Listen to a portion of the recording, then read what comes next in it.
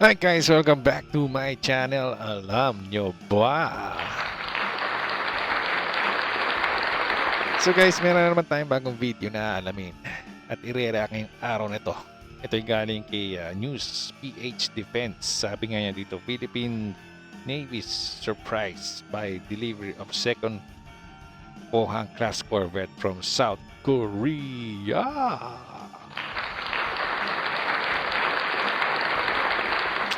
Kailan ba talaga i-deliver? I-deliver ba? Ibibigay ba?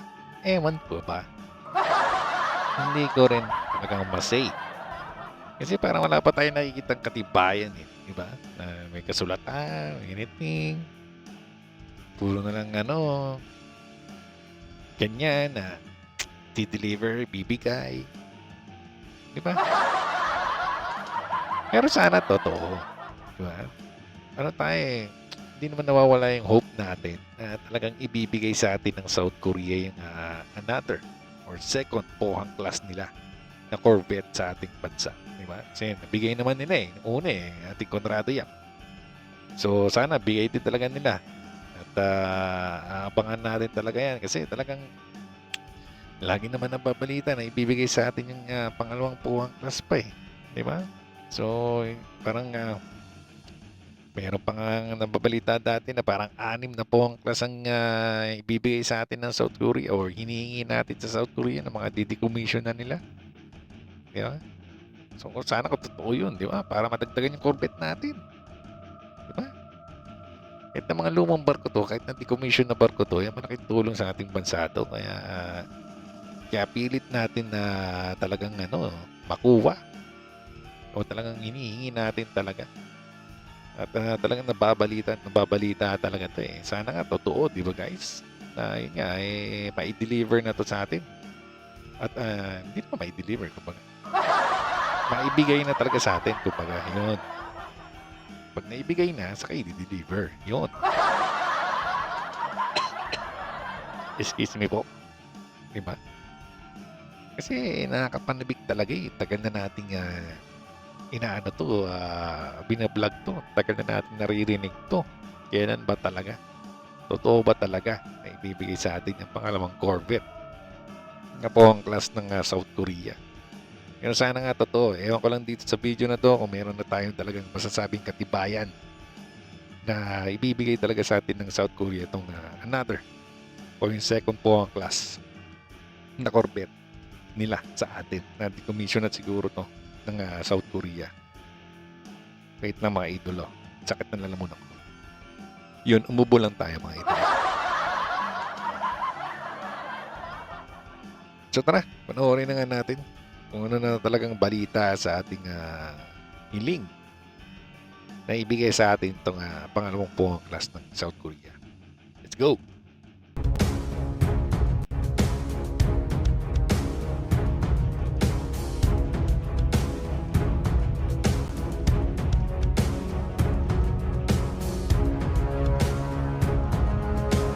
The Philippine Navy, PN, continues to strengthen its cooperation with the Republic of Korea Navy, RN. This relationship reflects a shared commitment to maintaining maritime security and stability in the Indo-Pacific region. This partnership is not just a strategic alliance, but also a reflection of our strong friendship and shared vision for peace and progress for both countries. One of the latest achievements in this cooperation is the transfer of the second Pohang-class warship, ROX Endong, to the Philippine Navy. The ship is currently at Janay Naval Base, South Korea, and is ready to sail to the Philippines. Upon its arrival, ROX Ready to sail to the Philippines, ha? So, ibig sabihin talaga, totoong ibibigay na sa atin ng South Korea yan. Yung ROX Endong. Nila. Mukhang may nakikita na tayong kaliwanagan, ha? Kalinawagan. Na talagang meron tayong hinihintay na pangalawang Pohang class from South Korea. Talaga lang, ha? Endong will be an important symbol of the PN's modernization and commitment to defending the Philippines' maritime interests. Previously, the PN had received the BRP Conrado Yap, ex-ROX Chungju, in 2021. This ship is now one of the most advanced warships in the PN fleet. The BRP Conrado Yap has enhanced the PN's operational readiness, playing a key role in maritime patrols and joint exercises with allies and regional partners. ROX Andong, like its predecessor, is equipped with advanced multi-role capabilities, enabling operations in a variety of missions, including anti-submarine warfare, anti-surface warfare, and anti-aircraft warfare. Anti-submarine. So meron siyang torpedo. Kasi parang itong atong meron ba?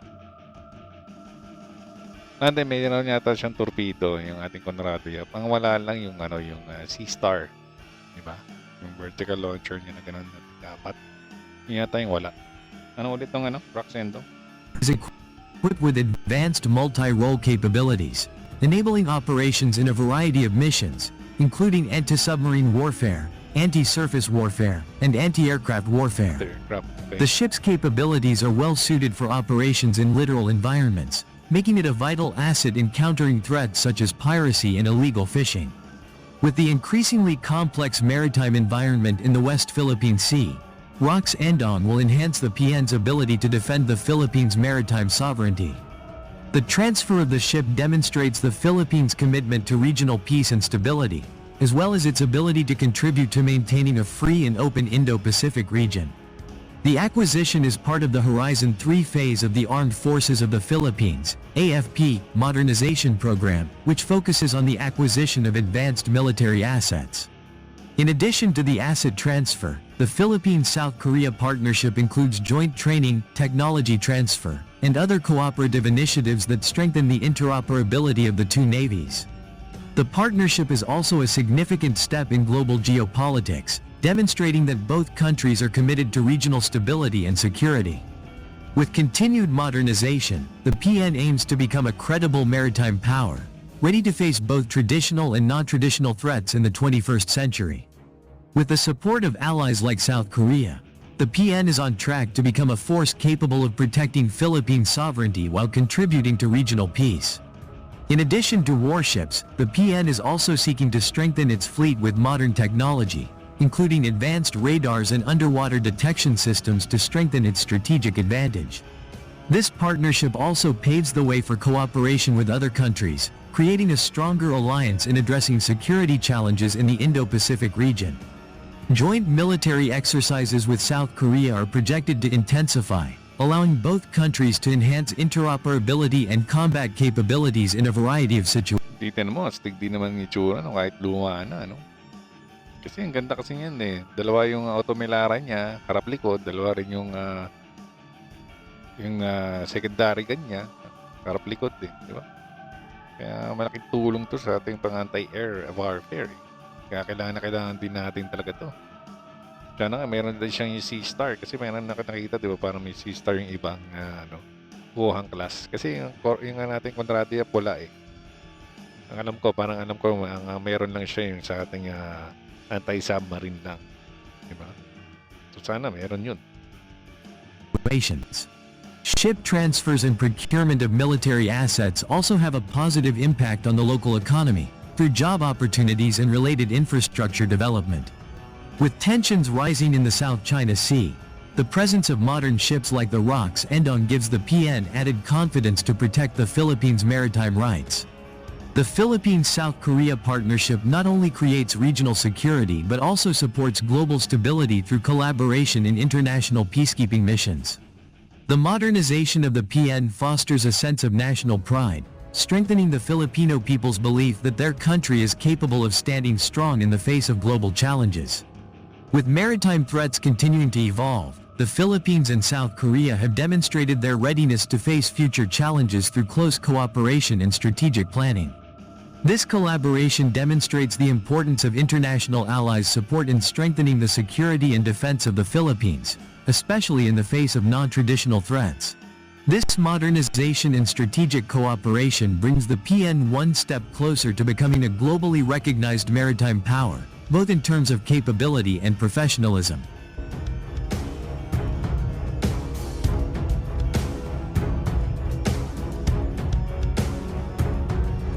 Diba? Stick din naman yung tsura Kaya maganda talaga na mapasama sa atin yun. Kung madagdagan yung POAng class natin. Kasi malaking tulong talaga sa atin.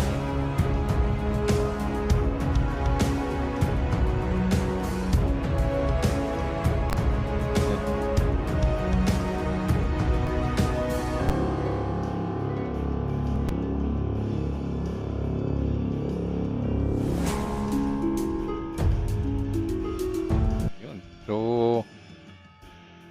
sana totoo talaga to, para idolo. Kung kasama siya sa Horizon 3 natin, na hinihinan natin, ini-schedule na lang for delivery. Wait na lang tayo. Tagal na natin naghihintay. Pero di ba talaga natin alam kung ibibigay ba o hindi. Masyado tayong demanding, no? Ibibigay na nga lang sa atin, masyado ba tayong demanding?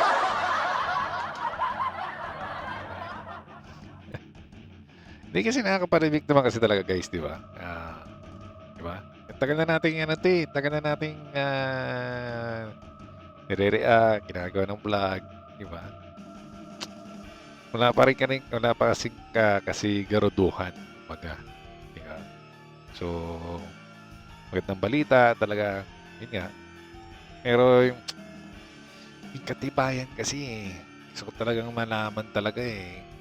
I-expect lang for delivery, nandun pa pala siguro sa military base ng Navy base ng Korea, ayan.